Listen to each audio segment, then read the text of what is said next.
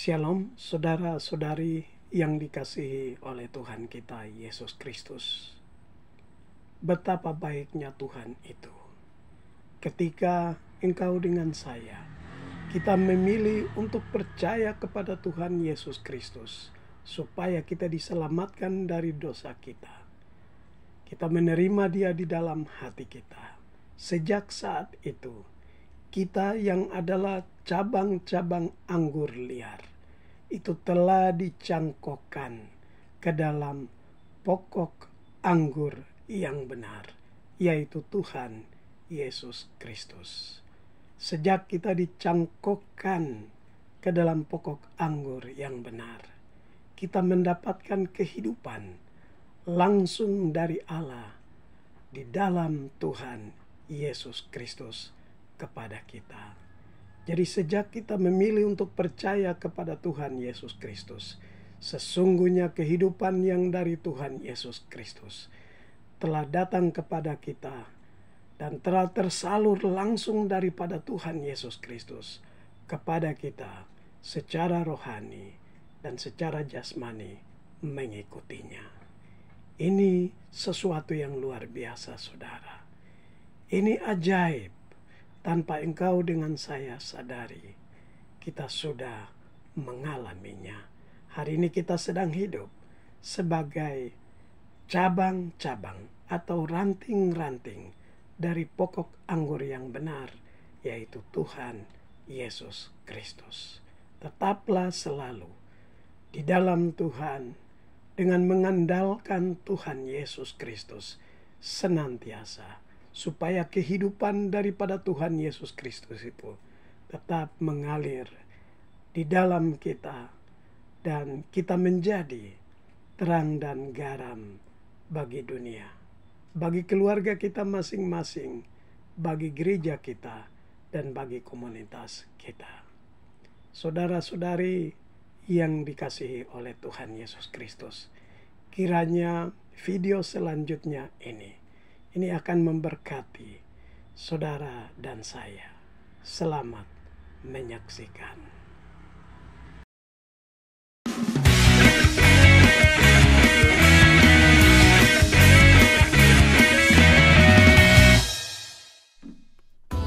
Today we're going to be looking at the vine.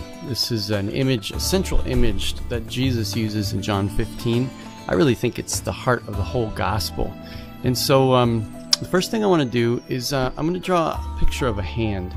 This picture represents God the Father, because really the vine is all about the Father, because Jesus said the Father is the vine dresser. And so we're going to put inside of the Father's fingers a seed, and the Father plants this seed, which is the kingdom of God, into the soil. And then the sun comes out and the rain gives the energy, and this vine grows. And then the Father sets guide wires up. You know, the Father is working all along the way to help this vine grow. Eventually the vine grows, and the sun comes, and the rain comes, and blossoms come, and the fruit is born on the vine. Sometimes the Father has to prune and take off some branches, but here we have this picture of growth and vitality. And what we really have going on here in John 15 is this picture of the Trinity. We have the Father, and we have the Son, Jesus, who is the vine, which is really this picture of Israel. It's a carryover from the Old Testament. But then we have the Spirit everywhere. The Spirit is the sun, the Spirit is the rain. As the rain falls down onto the vine, giving life and water and baptism, if you will, the Spirit soaks down into the roots, and the Spirit then becomes the actual sap that grows up through the vine and out through the branches and to the clusters of fruit.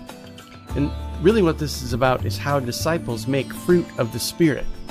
And the sap comes out into the fruit, and it's really God's love. That's the purpose of the whole vine. It's really about making wine, the wine of God's love. Because what God the Father wants to do is He wants the whole world to know about God's love.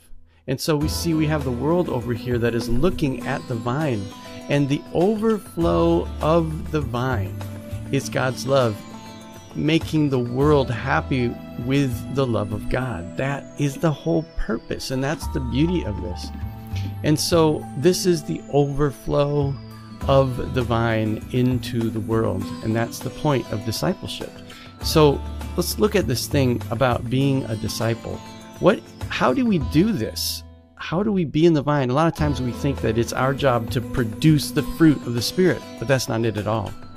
Our job is to focus on being connected to the Son, to the vine. Our relationship with Jesus is what it's all about, because all throughout John 15, Jesus says two key words. He says, remain in me, and I will remain in you. Abide in me, and I will abide in you. And all throughout John 13 through 17, we have this indwelling of God.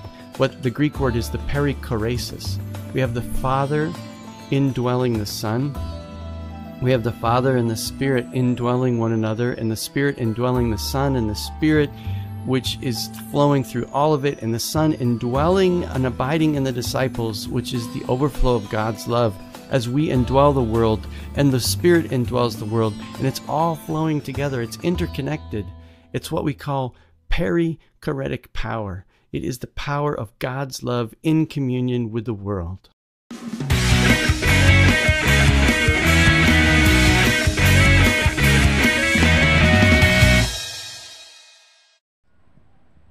Luar biasa, saudara.